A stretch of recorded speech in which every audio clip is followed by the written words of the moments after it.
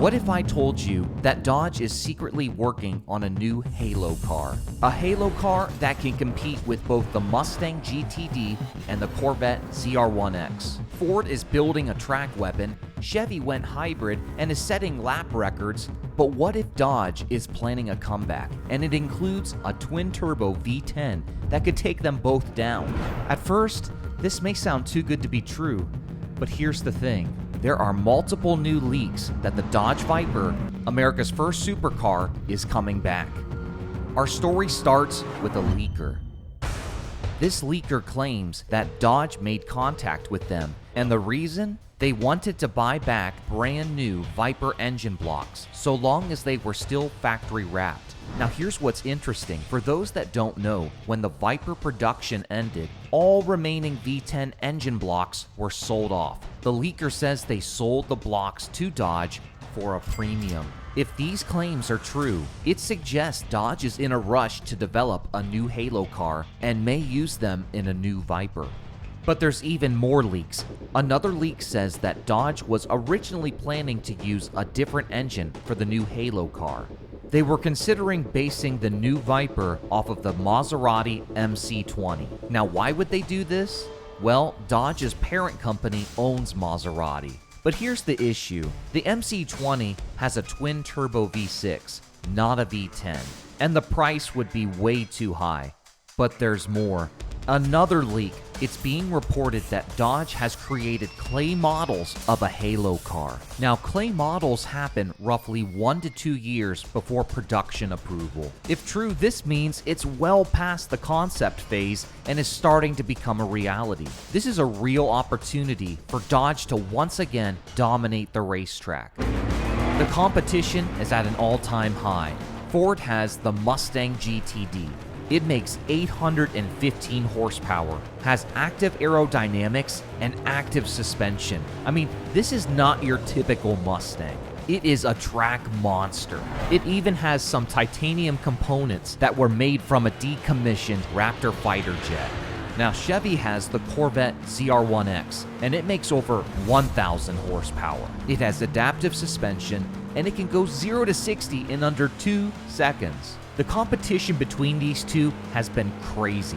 The Mustang GTD set a record as the first American car to achieve a sub-7-minute lap at Nürburgring, 6 minutes and 52 seconds, only for the Corvette ZR1X to fire right back and beat the record at 6 minutes 49 seconds. But what's really crazy, Chevrolet didn't hire professional race car drivers. The drivers were the engineers that designed the Corvette. They of all people know the car better than anyone else, and it just goes to show what an amazing feat of engineering the ZR1X is. Ford and Chevy's offerings are pushing the limits of what an American supercar can be, and Dodge has been silent. But it wasn't always this way. Like a bolt from the blue as it enters competition in the American Le Mans Series. Not so long ago, the VIPER was a top performer on the racetrack. It had several victories competing in endurance racing. The VIPER was more than an American supercar. It was a world-class supercar. It set many production car lap records, including Laguna Seca Raceway and Road Atlanta. In fact, it set over a dozen lap records around the world. With this in mind, what could they be working on? The new VIPER would be designed as either a mid-engine or a front mid-engine configuration.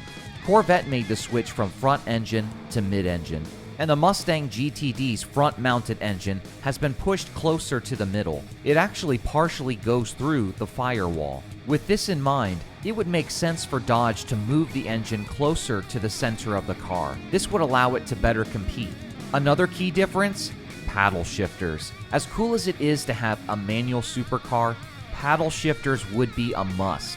Every fraction of a second counts when chasing track records. As far as the engine goes, based off everything we've heard, it would make the most sense for them to offer a naturally aspirated V10 as well as a twin-turbo V10.